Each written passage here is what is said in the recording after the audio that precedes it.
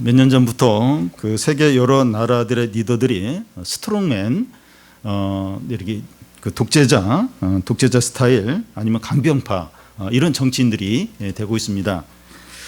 필리핀의 이 두테르테 대통령과 미국의 트럼프가 이제 대표적이고, 중국의 시진핑과 일본의 아베와 또 러시아의 푸틴이 그런 예에 해당이 됩니다.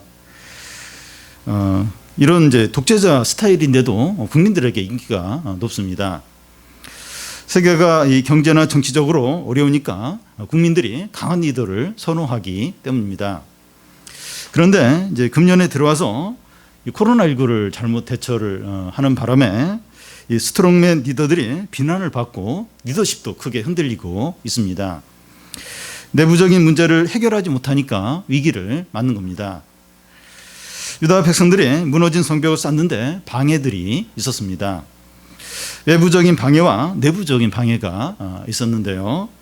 이 외부적인 방해는 이제 지난 시간에 살펴본 것처럼 이 북쪽에 있는 사마리아 사람 산발락과 동쪽에 있는 그 아라비아 사람들과 남쪽에 있는 암몬 사람들과 서쪽에 있는 아스도 사람들이 동서남북으로 몰려와서 방해를 하고 위협을 했습니다. 그래서 이제 느헤미야와 이 유다 백성들은 한 손에는 삽을 들고 다른 손에는 병기를 들면서 성벽을 쌓았습니다. 그래서 외부의 압력, 이 외부의 방해들은 어느 정도 이제 해결을 했습니다. 그런데 오늘 말씀에 보면 그 유다 백성 내부에 방해가 있는 것을 볼 수 있습니다. 경제적인 어려움으로 인해서 유다 백성들 사이에 원망과 불평이 나오는 겁니다. 이 문제를 해결하지 않으면 성벽 쌓는 일은 중단될 수밖에 없습니다. 이 코로나19로 이제 경제적으로 힘든 분들이 많이 늘어나고 있습니다. 미국 사회의 경우에는 부의 양극화가 이제 더욱더 많이 나타나는데, 상위 10% 정도는 그 별장이나 아니면 섬을 빌려서 휴가를 이제 즐기듯이 자가격리를 하고 있는 반면에, 또 일자리를 잃은 많은 사람들은 먹을 것이 없어서 길게 줄을 서서 백을 받는 그런 상황에 있습니다. 이 경제적인 양극화가 사회의 심각적인 불안 요인이 되고 있습니다. 믿는 자들도 이제 경제적으로 이제 어려우니까 그 염려 때문에 신앙이 약해지고 경제 공동체성이 무너지고 또 하나님의 일에 소극적이 되기가 쉽습니다. 교회가 이제 하나님의 가족인데 이 어려움을 잘 감당해서 위기를 잘 극복을 해야 합니다. 먼저 유다 백성의 원망입니다. 1절에서 4절까지 한 절씩 교대를 읽겠습니다. 그때 백성이 그들의 아내와 함께 크게 부르짖어 그들의 형제인 유다 사람들을 원망하는데,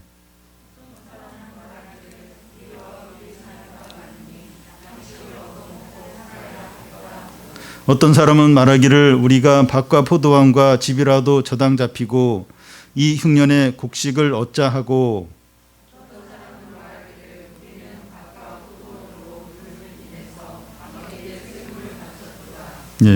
그 1절에 그때 하는데 그 성벽을 한참 쌓고 있는 그때를 말합니다.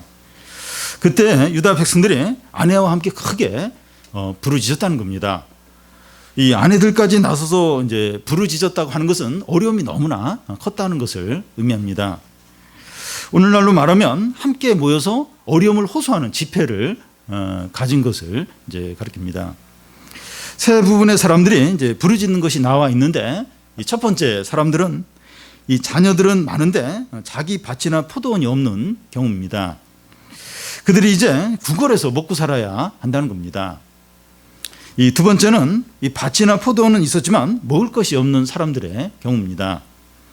그들은 밭이나 포도원을 저당 잡아서 곡식을 빌려서 이제 먹고 살아야 한다는 겁니다. 세 번째는 왕에게 이제 세금을 내어야 하는데 세금 낼 돈이 없는 경우입니다. 그래서 자기 밭과 이 포도원을 저당 잡고 돈을 빌려서 세금을 내야 한다는 거예요. 유다 백성들이 다른 때보다 지금의 경제적으로 더 어려운 이유가 이때 이제 흉년이 들은 거예요. 크게 흉년이 들었고 또 성벽 쌓는 일을 한다고 농사 짓는 일을 소홀히 했기 때문입니다. 그런데 유다 백성들의 진정한 위기는 단지 경제적인 어려움이 아니었습니다. 이 경제적인 어려움으로 같은 동족에게 원망을 하는데 이게 진정한 위기였습니다. 하나님의 백성의 내부 안에 이제 심각한 갈등이 생겼는데 이게 이제 진정한 위기입니다. 그들이 하는 말을 보면 이 동족에게 원망하는 이유가 뭔가 하는 것이 나타납니다. 5절을 보면 우리 육체도 우리 형제 육체와 같고 우리 자녀도 그들의 자녀와 같거늘 이제 우리 자녀를 종으로 파는도다. 우리 딸 중에 벌써 종된 자가 있고 우리의 밭과 포도원이 이미 남의 것이 되었으나 우리에게는 아무런 힘이 없도다 하더라. 유다 백성들이 이제 동족에 대해서 원망하는 이유는 이 빚 문제 때문에 자기 동족에게 밭과 포도원을 빼앗기고 동족에게 자기 자녀들을 종으로 이제 팔고 있기 때문입니다. 이 먹을 것이 없으니까 자기 동족에게 밭이나 포도원을 이제 담보로 하고서 이제 곡식을 이제 빌린 겁니다. 그런데 이 빌릴 때 이자를 내야 되는데 높은 이자를 이제 그 동족이 받는 거예요. 만약에 이자를 내지 못하면 밭과 포도원을 빼앗기게 되고 밭과 포도원이 없는 사람은 자기 자녀를 종으로 이제 팔아야 했던 겁니다. 이런 일을 당한 유다 백성들은 너무나 속상한 거예요. 그래서 그들이 이제 무슨 말을 하는가 하면 우리 육체도 우리 형제 육체와 같고 우리 자녀도 그들의 자녀와 같거늘 이제 우리 자녀를 종으로 팔아야 한다는 겁니다. 우리 모두는 하나님을 믿는 같은 하나님의 백성이 아니냐. 우리는 한 가족이고 한 몸이 아니냐. 그런데 돈을 갚지 못한다고 같은 동족의 밭과 포도원을 빼앗고 또 자녀를 종으로 팔아야 하는 것이 옳으냐 하는 거예요. 우리 같은 그 하나님 백성 아니냐? 같은 한 가족 아니냐? 근데 그 돈 못 갚는다고 밭과 포도원을 빼앗고 또 그걸 갚기 위해서 자녀를 종으로 팔아야 되고 이런 일이 있어서 되겠느냐 하는 겁니다. 최근에 그 유다 백성들이 이제 성벽을 함께 싸우면서 이 공동체 의식이 회복이 이제 되었습니다. 그 전에는 어떤 면에서 그냥 이런 일이 있어도 그냥 이제 넘어갔는지 모릅니다. 그런데 성벽을 함께 싸우면서 우리는 다 같은 하나님의 백성이라는 공동체 의식이 막 쌓였어요. 그런 의식이 이제 생겼는데 같은 동족끼리 이렇게 해도 되느냐 하는 거예요. 성벽을 쌓으면서 그 전에 약해졌던 이 공동체 의식, 우리 하나님의 백성이다. 이게 이제 생겼는데 막 이런 일이 이제 일어났는데 이게 옳으냐 하면서 강한 이제 불만이 이제 생긴 겁니다. 세상 사람들은 다 이런 식으로 하죠. 오늘날 은행이나 대부업체는 다 이렇게 합니다. 돈을 빌려줄 때 담보를 딱 이렇게 받고 이제 빌려주죠. 그런데 이자를 내지 못하면 그리고 또 돈을 갚지 못하면 담보물을 압수합니다. 이 대부업체는 더 이제 심한데 이 돈은 쉽게 빌려줘요. 쉽게. 이런 카드, 이렇게 돈 빌려주는 대부업체에서 하는데 많이 힘드시죠? 이렇게 위로하면서 돈 빌려줄게요. 5분 내로 보내지. 돈은 너무 쉽게 빌려주는데 고율, 아주 고율 이자. 그리고 뭐 아주 악한 대부업체는 뭐 이렇게 그 돈을 갚는다고 계속 미뤄요. 전화도 안 받고 그래서 뭐 엄청나게 이제 돈을 많이 이제 챙기는 이제 그런 경우가 많습니다. 그런데 지금 유다 백성들은 그 이방인들이 하는 것과 똑같이 지금 자기 동족에게 하고 있습니다. 자기 동족을 돈을 벌 그런 대상으로 여기고 특히 이 가난한 동족으로부터 더 많은 경제적 이득을 취득하고 있는 겁니다. 유다 백성들 사이의 관계가 다 무너져 버린 겁니다. 하나님의 백성 안에 있는 헤세드, 이제 인애를 말하는데 그 인애가 이제 어떤 건가 하면 생명을 건 사랑, 희생하는 사랑, 자비, 은혜, 어떤 그런 신실한 어떤 그 사랑, 이게 이제 인애 이제 그런 뜻인데, 이제 이 헤세드 인애가 이제 그들 가운데서 싹 사라진 거예요. 사라져 버린 겁니다. 헤세드가 없는 유다 백성은 이방인과 차이가 없어요. 그러니까 이방인들은 다 이렇게 어떤 이해관계, 동관계로 이제 다 서로를 대하는데, 근데 유다 백성들, 하나님 백성들은 헤세드, 인애, 생명을 건 사랑, 희생적인 어떤 사랑, 어떤 자비, 인애, 이걸로 이제 이렇게 이루어진 관계가 유다 백성인데, 지금 유다 백성들 안에 이 헤세드, 인애가 싹 사라져 버린 겁니다. 유다 백성이 예루살렘 성벽을 쌓고 있는데 그들 사이에 무너진 관계도 다시 쌓아야 했습니다. 보이는 무너진 성벽을 쌓는 것보다 이 보이지 않는 그 백성들의 그 무너진 관계, 이걸 다시 세우는 게 훨씬 더 중요했습니다. 무너진 백성들의 관계는 헤세드라는 그 벽돌로 쌓아야 되죠. 이 하나님의 백성들에게 있어서 그 관계가 깨어졌다는 거, 헤세드가 없다고 하는 것은 아무리 교회 건물이 있고 또 교인수가 많고 예배를 드리고 무슨 프로그램을 많이 한다 할지라도 하나님의 어떤 능력들이 안 나타나요. 은혜가 없습니다. 하나님의 뜻이 이루어지지 않아요. 그러니까 하나님의 백성들은 이런 헤세드, 인애, 이 말씀과 성령 안에서 하나됨을 통해서 이제 하나님의 큰 은혜가 나타나고 부흥이 나타나고 능력이 나타나고 하나님의 뜻이 이루어지고 사단의 역사를 물리치고, 그런 게 이제 그 믿는 사람들이 하나 되는 걸 통해서 이루어지게 되는데, 그 관계가 깨어진 거예요. 헤세드가 없어요. 그 세상 사람과 똑같이 그렇게 어떤 이해관계로 대하고 서로에 대해서 어떤 이득을 취하려고 하고, 그러면 아무리 그 교인 수가 많고 그 대단하다 할지라도 하나님의 은혜가 없어요. 하나님 능력도 안 나타나고 부흥도 없고 하나님의 뜻도 이루어지지 않는다는 거예요.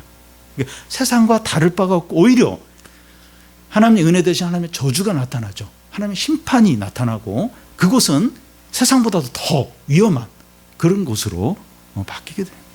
즉 유다 백성이 그런 상황에 있어요.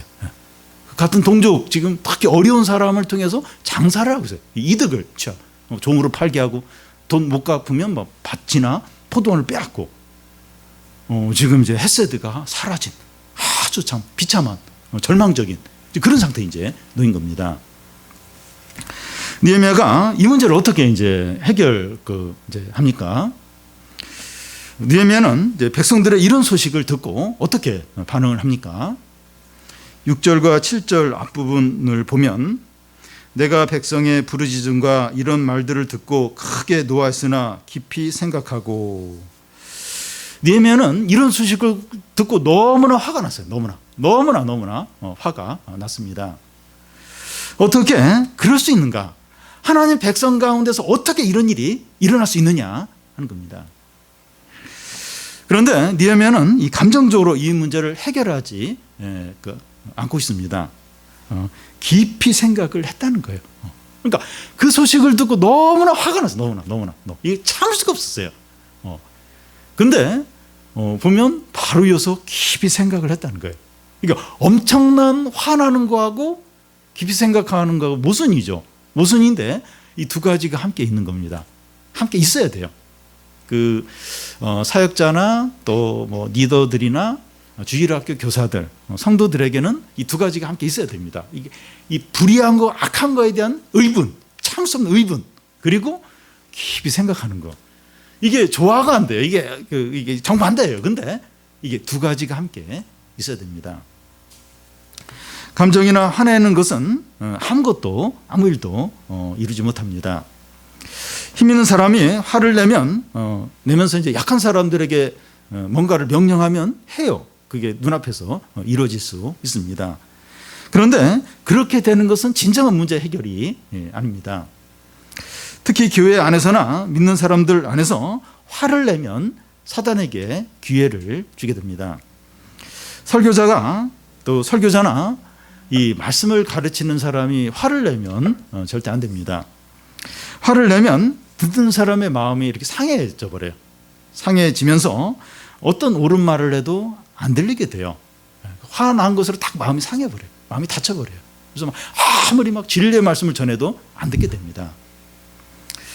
부모도 자녀에게 화를 내면서 말하지 않도록 해야 합니다. 자녀도 짜증을 내면서 부모님에게 말하지 않아야 됩니다. 가족이니까 이 감정을 절제하지 않고 말을 조심하지 않고 말하는 경우가 많습니다. 보면 어떤 말도 안 되는 일, 너무 이렇게 너무 이제 화가 나는, 어떻게 저렇게 할 수 있을까? 어떻게 저런 행동을 할 수 있을까? 그래서 너무 화가 나는 거예요. 너무 미운 거예요. 그래서 막 해대기가 쉽습니다. 그러니까 막 감정이 통제가 안 되는 거예요. 말이 그냥 막 나오는 거예요. 특히 가족끼리는 더더욱 그래요. 가족끼리는 막 감정이 통제가 안 돼요. 단어가 통제가 안 돼. 그때 막 그 내키는 대로 막 이제 해대기가 쉬워요. 부모는 자녀에게, 자녀는 부모에게, 또 가족끼리 너무 말도 안 되는, 어이없고 너무 미운 거예요. 너무 화가 나니까 막 그냥 아무 말이나 하기가 쉽습니다.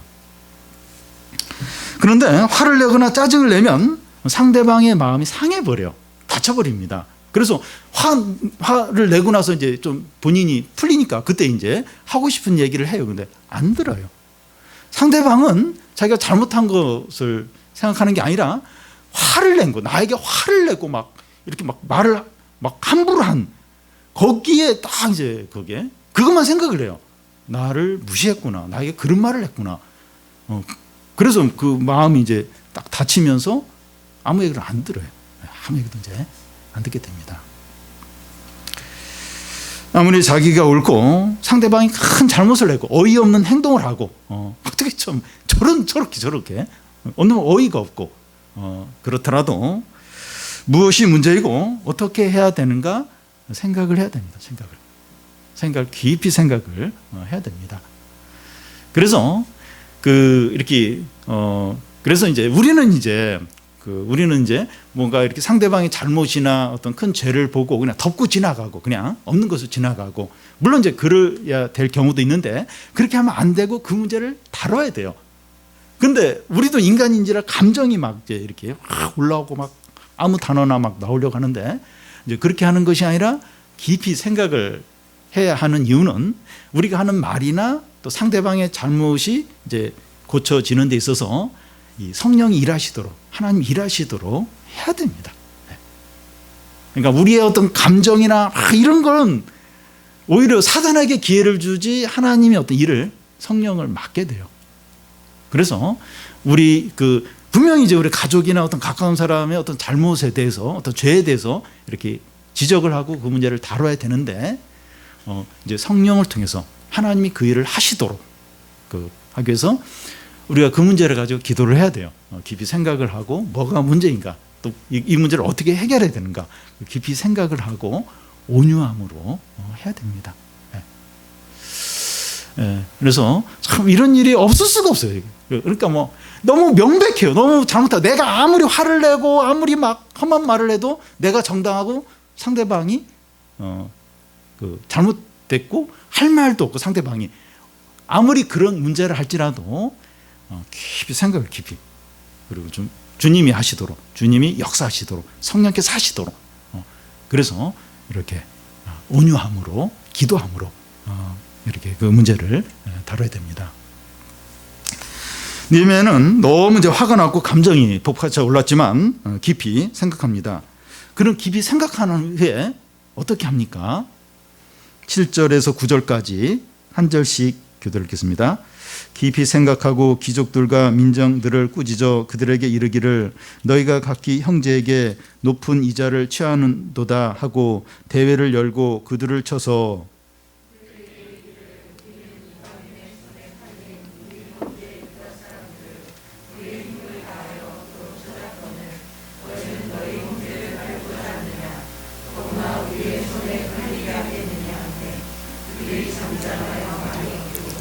내가 또 이르기를, 너희의 소행이 좋지 못하도다. 우리의 대적 이방 사람의 비방을 생각하고 우리 하나님을 경외하는 가운데 행할 것이 아니냐. 느헤미야는 이 귀족들과 민장들이 무엇을 잘못했는지 말합니다. 유다 백성들이 바벨론에서 예루살렘으로 귀환을 할 때 이 바벨론의 종으로 사는 유다 백성이 있으면 돈을 주고 해방시켜서 예루살렘으로 함께 귀환을 했습니다. 그래서 지금 예루살렘에 함께 살고 있는데 높은 이자로 돈을 빌려주고 갚지 못한다고 형제를 이방인에게 다시 파는 게 옳으냐 하는 겁니다. 하나님께서 바벨론 포로에서 돌아오게 하셨는데 다시 동족을 종으로 팔아버리는 것이 옳으냐 한번 생각을 해보라는 겁니다. 너희 행위가 옳지 않다는 거예요. 우리의 대적인 주변 이방인들이 이런 사실을 알면 얼마나 우리를 조롱하겠느냐 하는 겁니다. 기껏 그 동족들 그 멀리 포로에서 끌고 와서 다시 그 돈 이렇게 못 갚는다고 다시 종으로 팔아버리는, 이걸 이방 사람들이 알면 얼마나 우리를 조롱하고 하나님 백성이 저렇게 한다 이러면서 얼마나 비웃겠느냐 하는 겁니다. 믿는 자들이 세상 사람들보다 나아야 되지 않느냐 하는 거예요. 무엇보다도 더 결정적인 것은 이 9절 끝에 보면 우리 하나님을 경외하는 가운데 행할 것이 아니냐. 이 하나님의 어떤 경외함, 하나님을 경외하는 것에 이렇게 하는 게 맞는지 한번 보라는 겁니다. 믿는 자들은 이제 무엇을 하든지 하나님의 영광을 위해서 해야 합니다. 그런데 지금 백성들이 이렇게 하는 것은 하나님의 영광을 더럽히는 거죠. 하나님을 경외하지 않는, 하나님의 영광을 더럽히는 그런 일이라는 겁니다. 여러분, 믿는 자들이 어떤 결정을 하고 선택을 하거나 행동을 할 때 기준이 뭔가 하면 하나님의 영광이 나타나는 겁니다. 그 일이 하나님의 영광을 가리는 일이라면 죄죠. 그건 이제 잘못된 겁니다. 수입이 많고 남들도 다 그렇게 해요. 나도 원해요. 나도 원하지만 그게 이제 하나님의 영광을 가리는 거라면 중단해야 되죠. 포기를 해야 됩니다. 느헤미야는 그 일이 이제 잘못되었다는 것을 말로만 이렇게 지적하는 것이 아니라 앞으로 어떻게 해야 하는지 말하고 있습니다. 여러분, 이게 감정으로 막 이렇게 하는 거하고 이렇게 깊이 생각하고 하는 거하고는 이런 차이가 있어요. 뭐가 잘못인지 정확하게 지적을 합니다. 동족을 포로에서 끌고 와서 이렇게 했는데 이렇게 팔면 되겠느냐? 이방인들이 어떻게 생각을 하겠느냐? 이게 하나님을 경외하는 거냐? 그 잘못을 분명하게 이야기하고 그럼 앞으로 어떻게 해야 되는가? 그것도 이제 다 이야기하는 거예요. 그러니까 막 감정에 막 복받쳐가지고 막 하고 싶은 얘기 막 쏟아내는 거하고 깊이 생각해서 그 문제를 다루는 거하고 얼마나 차이가 많이 나는지 몰라요. 잘못을 지적한 후에 이제 앞으로 어떻게 해야 되는지 그걸 이제 이야기를 합니다. 10절, 11절 한 절씩 교대를 읽겠습니다. 나와 내 형제와 종자들도 역시 돈과 양식을 백성에게 꾸어 주었거니와 우리가 그 이자를 받기를 그치자.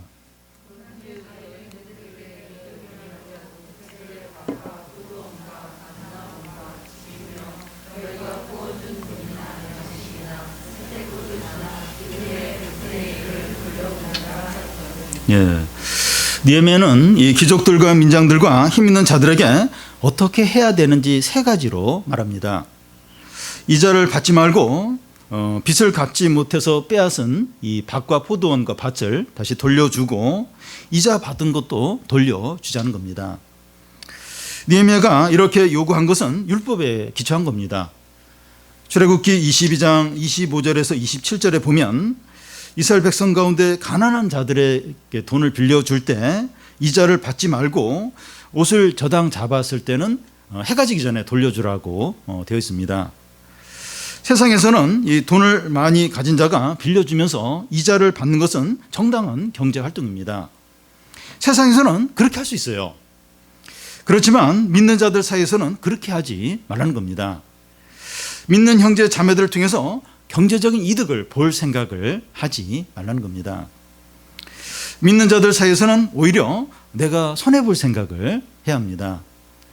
가족 사이에서 이제 금전적인 큰 손실을 이제 주었을 때 가족이니까 그냥 이렇게 그냥 넘어가는 경우가 많습니다.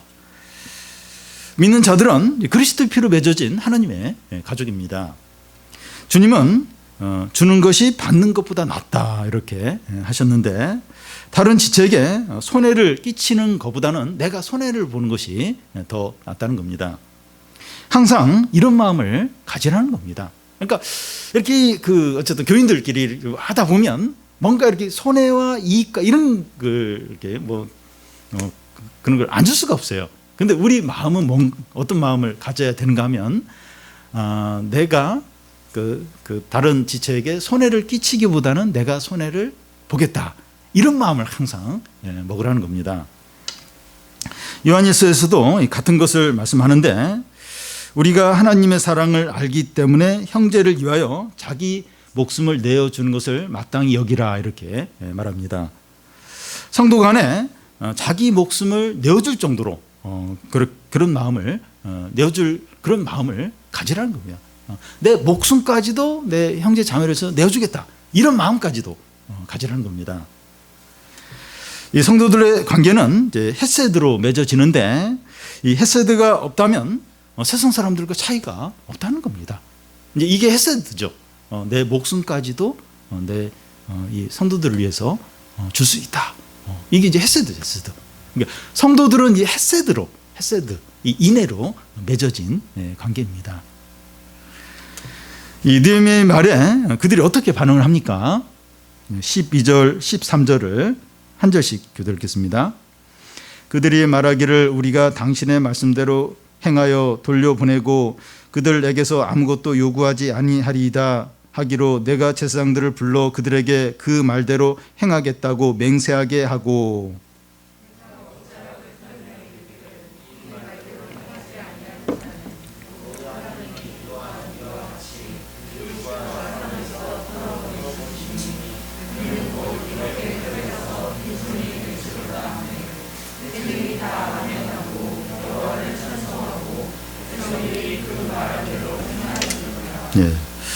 그들이 느헤미야의 말을 듣고 다 그렇게 하겠다고 합니다.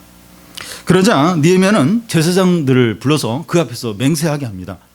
그렇게 안 하면 또 그렇게 말했다가 싹 또 이렇게 확 뒤엎을 수 있고 그냥 반대로 또 예전대로 할 수 있으니까 제사장 앞에서 그걸 다 맹세하게 하나님으로 꼭 지키겠다고 맹세하게 시킵니다. 그런 후에 자기 옷을 그들 앞에서 털면서 만약에 맹세한 대로 하지 않는 자는 하나님께서 그의 집과 사업을 이렇게 털어버리겠다 이렇게 말합니다. 여러분, 우리 소유와 재산은 우리 것이 아니라 하나님의 겁니다. 이 하나님은 원하시면 언제든지 우리 모든 소유를 가져가실 수도 있고 다른 사람에게 다 주실 수도 있습니다. 예수님의 비유 중에 어떤 한 부자가 엄청나게 많은 수확이 생겼을 때 이걸 다 보관하기 위해서 큰 창고를 지을 생각을 하고 여러 해 동안 마음껏 먹고 마시자 이렇게 시를 쓰듯이 읊습니다. 그런데 그날 밤에 하나님께서 그 부자에게 나타나셔서 너의 생명을 오늘 밤에 되찾아 가려고 하는데 너의 많은 재산이 누구 것이 되겠느냐 이렇게 말씀합니다. 우리의 재산은 말할 것도 없고 우리의 생명도 우리 것이 아닙니다.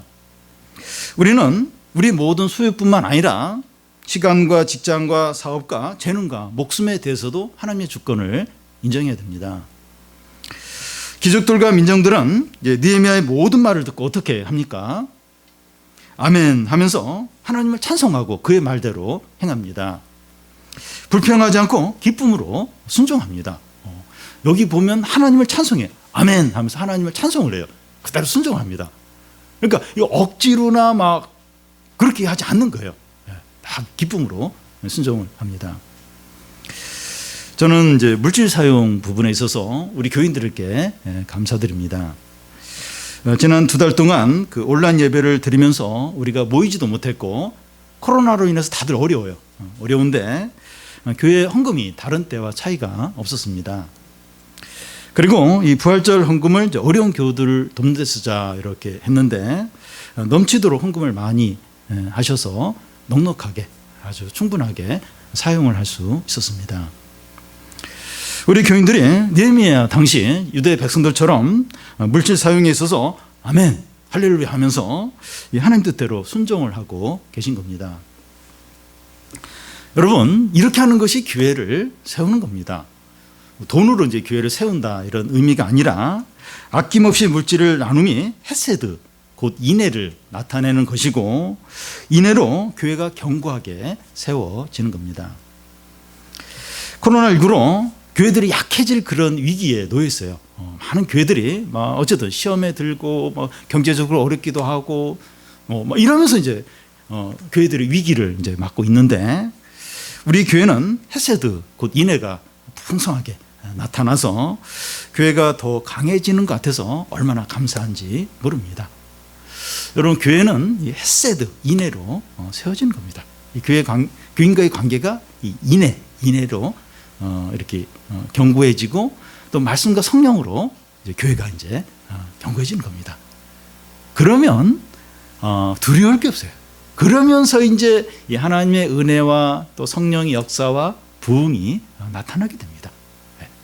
교회가 이렇게 헤세드와 인애로 이렇게 견고해지지 않으면, 말씀과 성령으로 교회가 이렇게 하나 되지 않으면 아무 일을 할 수가 없어요. 근데 참 교회가 이렇게 헤세드와 인애로 다 이렇게 견고해질 때 뭐 두려울 게 없죠. 그리고 이제 그러니까 이 세상은 어려우면 어려울수록 이기적이 돼요. 그리고 막 방어적이 되고 공격적이 되고 탐욕적이 됩니다. 근데 성도들은 어려울 때 이 헤세드와 인애를 행해. 그것도 그냥 적당히 그냥 이렇게 무늬만 이제 이렇게 헤세드와 인애를 행하는 것이 아니라 진짜 적극적으로 최선을 다해서 인애와 헤세드를 행하게 됩니다. 그래서 다른 이렇게 약한 그 지체들을 붙들어줘요. 그리고 교회를 더 견고하게 세우게 됩니다. 이게 성도예요, 성도. 성도는 어려울 때 더 헤세드와 인애를 더. 그러니까 뭐 이렇게 어렵지 않고 이렇게 평상시에는 그게 좀 약할 수도 있어요. 있는지 없는지 잘 모를 수 있는데, 어려울 때, 힘들 때, 고난 가운데 있을 때 헤세드와 인애가 막 나오는 거예요. 확 붙들어져요. 약한 지체를 붙들어주고 공동체를 견고하게 세웁니다. 그래서 딱 이렇게 교인들이 딱 하나가 될 때, 성령과 말씀으로 하나가 될 때 엄청난 은혜와 능력과 부흥이 나타나요. 환경과 어려움과 상관이 없어요.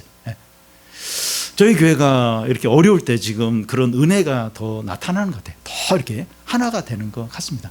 얼마나 감사한지 몰라요. 그런데 지금 이 어려움이 얼마나 더 이렇게 지속이 될지 모르겠어요.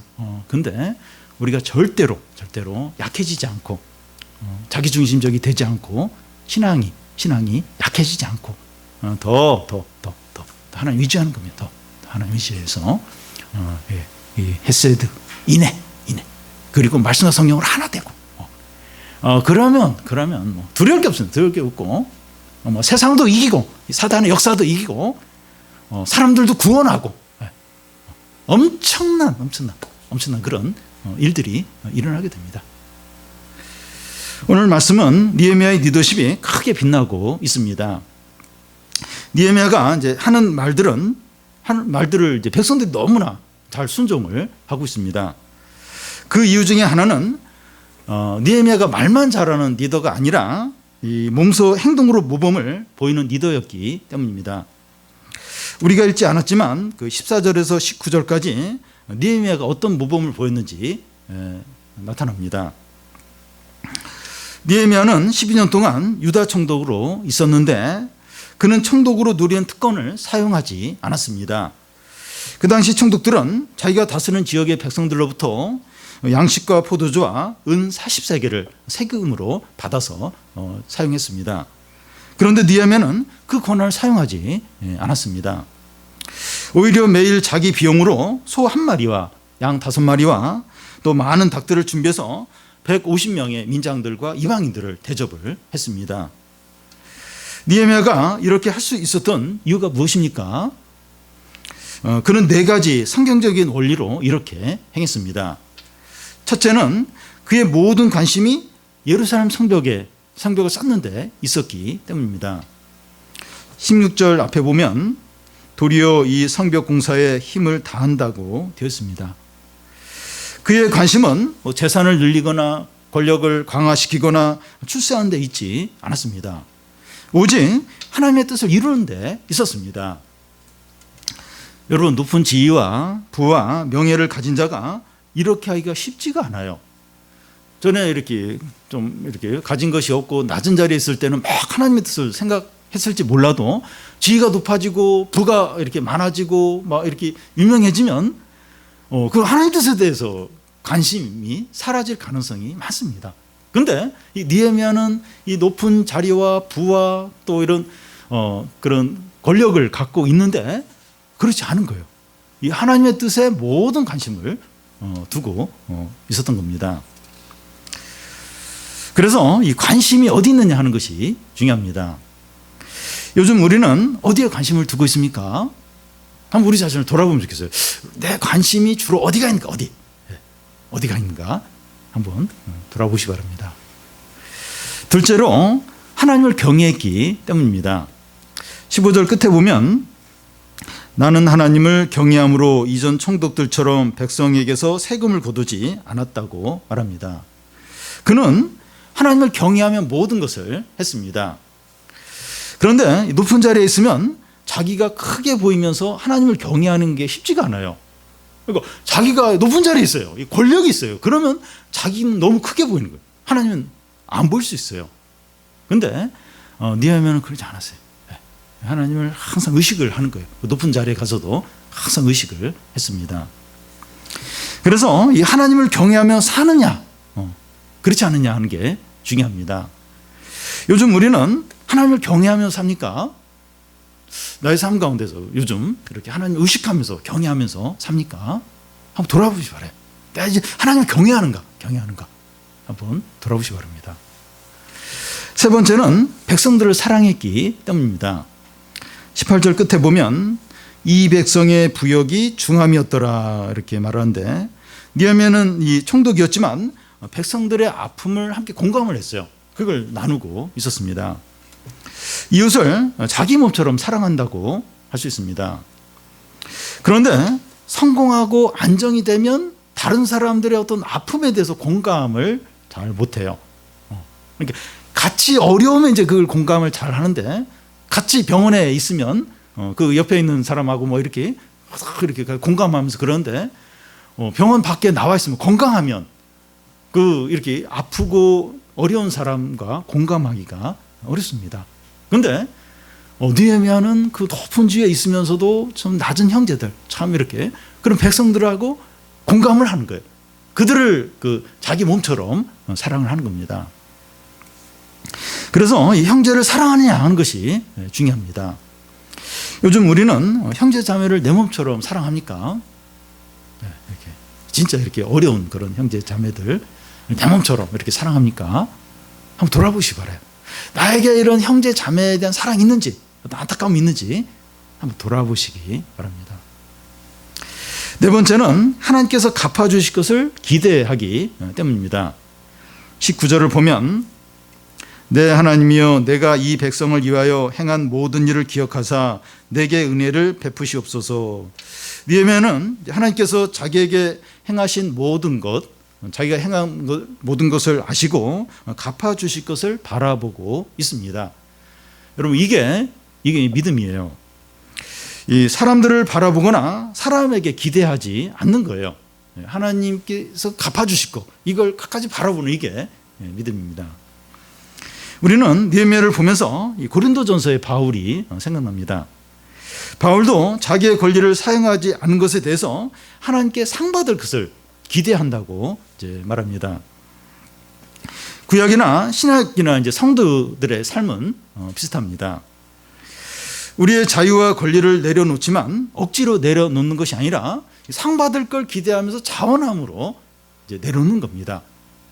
억지로 내가 예수님 믿어서 내 신앙이 좋아서 내가 이런 직분을 가지고 있어서 내가 이런 걸 이렇게 누리지 못하는구나 하면서 억울해하는 것이 아니라 이게 상받을 걸 기대하면서 자원함으로 내려놓는 겁니다. 우리의 권리를 내려놓는 것은 절대로 손해보는 것이 아닙니다. 큰 상과 영광을 바라보고 현재의 작은 것을 내려놓는 것이죠. 여러분 하나님 앞에 갔을 때 그 세상에 살면서 자기가 할 거 다 했어요. 뭐 이렇게 하고 싶으면 다 하고 막 이렇게 죄가 되든 안 되든 내가 그 하고 싶고 즐기고 할 거 다 했어요. 그때 하나님 앞에 갔을 때 너는 나를 위해서 뭘 희생했는가? 희생한 거 없는데요. 제가 하고 싶은 거 다 했는데요. 엎드려 뻗쳐. 영원토록 두들겨 맞을지 모릅니다. 근데 이 신앙생활을 하면서 많은 부분이 제한을 받은 거예요. 그렇게 할 권리도 있고 돈도 있고 시간도 있고, 근데 그 안 한 거예요. 포기하고 이렇게 제한받고 그렇게 살았을 때 너는 날 위해서 무슨 손해를 봤니? 무슨 희생을 했니? 할 얘기가 많은 거예요. 하나님이 다 갚아주시죠. 큰 상을 다 갚아주시죠. 우리는 이렇게 좀 남과 비교하면서 나는 돈도 없고 시간도 없고 뭐도 없고 그래서 누구나 어디 뭐 하고 뭐 먹고 뭐 사고 어디 놀러 가 그랬는데 나는 뭐 할 것도 없고 막 매일 교회 나와야 되고 에이 그러면 상이 없어요. 상이 없습니다. 예. 아유, 돈 없어서 이렇게 내가 좀 주님께 나오는구나. 연락이 없으니까 내가 또 교회 나오는구나. 또 뭐도 없어서 그냥 이렇게 또 성경 보는구나. 아주 감사합니다. 제가 얼마나 약한데요. 조금만 주셨으면 제가 얼마나 놀지 모릅니다. 근데 이렇게 안 주셔가지고 감사합니다. 그러면 이제 이렇게 주님께 갔을 때 복을 많이 받죠. 근데 이제 막 저는 뭐 다 했는데요. 다 했는데 아쉬운 게 없어요. 죽을래? 느헤미야는 이게 총독인데 아무것도 안 챙기는 거. 오히려 자기가 다 사용한다. 그렇게 할 수 있는 이유가 이제 하나님 다 아시죠. 하나님 다 갚아주실 거죠. 그걸 이제 다 기대하고 이게 믿음이죠, 믿음. 그래서 없으면 그냥 없는 대로 이렇게 감사하면서 이렇게 하고 있으면 있는 것도 좀 이렇게 절제하고 사용 안 하고. 그래서 주님 앞에 갔을 때 할 얘기가 많아. 뭐 눈물도 나죠. 제가 이런데 이런 일이 있었고 저런 일이 있었고 그런데 제가 이렇게 참았습니다. 그리고 없었는데 불평 안 하고 이렇게 믿음으로 살았습니다. 그리고 또 막 이런 기회도 있고 막 이런 유혹도 있고 그런데 제가 주님 사랑함으로 다 포기했습니다. 그런 할 얘기가 많아요. 다 생명의 멸류관 엄청나게 빛나게 하나님이 높여주시죠. 여러분, 교회는 건물이나 많은 교인 어떤 숫자에 달려있는 것이 아니라 연약한 교인들이 헤세드, 곧 인애를 통해서 세워지는 공동체입니다. 우리가 느헤미야처럼 똑같이 할 수는 없지만 그가 행한 원리로 물질을 나누고 교회를 세워갈 수는 있습니다. 우리의 온 관심을 하나님의 뜻에 두는 겁니다. 어떻게 보면 하나님의 뜻 재미가 없어요. 어떻게 보면 내 어떤 욕구하고도 안 맞고. 그런데 이 하나님의 뜻, 하나님 나라에 온 관심을 두는 겁니다. 그리고 항상 하나님을 경외하는 거예요. 하나님을 의식하는 거예요.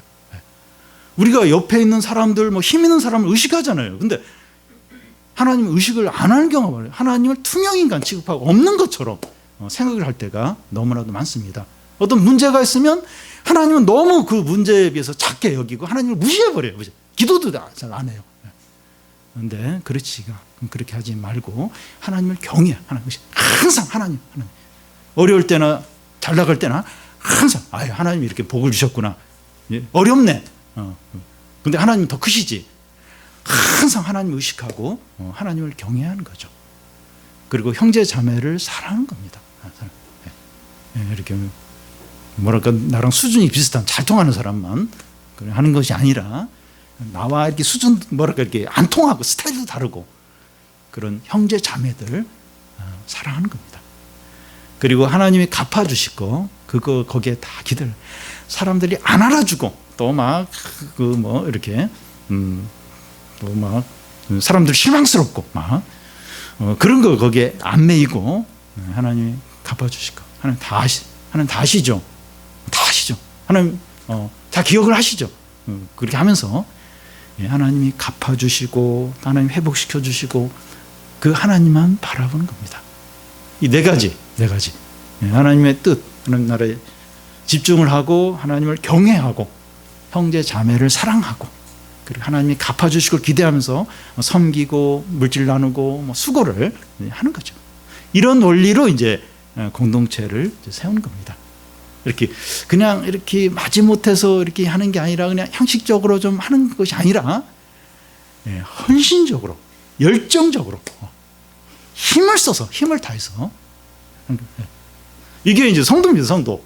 이게 하나님의 백성은 그렇게 하는 그렇게 그러면서 이제 이게 공동체가 세워지고 성도들이 하나가 되고 그러면서 이제 부흥과 은혜와 성령의 역사와 하나님의 뜻이 이루어진 그러면서 이제 생명의 역사가 나타난 거죠. 근데 이게 없으면 헤세드와 이 인애가 없으면 다 이렇게 다 계산하고 그리고 또 진정으로 사랑하는 것도 없고 그리고 말씀과 성령으로 하나 되는 것도 없고 교회가 아니에요. 그건 동호회보다도 못해요. 아예 동호회는 뭐 자전거 동호회 또 무슨 동호회 그런 어떤 그 취미 활동이라도 하지만 그것도 아니고 모였다고 하는데 인애와 헤세드가 없고 그리고 말씀과 성령으로 하나됨도 없고 그러면 제일 불행한 제일 위험한 오히려 하나님의 저주와 심판이 임할 수 있는 아주 그런 것이 될 수 있는 것입니다. 그래서 우리가 지금 너무 우리 교인들 잘하고 계세요. 참 이렇게 인애와 헤세드를 참 이렇게 열심으로 이렇게 행하고 계시는데 우리가 더더욱 열심으로 인애와 헤세드를 베풀고 그리고 함께 교회를 세워가고 그리고 이 하나님의 영광을 위해서 모든 것을 하고 그래서 이 교회 가운데 부흥이 나타나고 성령의 역사가 나타나고 생명의 능력이 나타나고 하나님의 뜻이 이루어지고 어둠의 세력을 다 물리치고 세상을 이기고 사람들을 구원하는 그런 공동체가 되기를 바랍니다.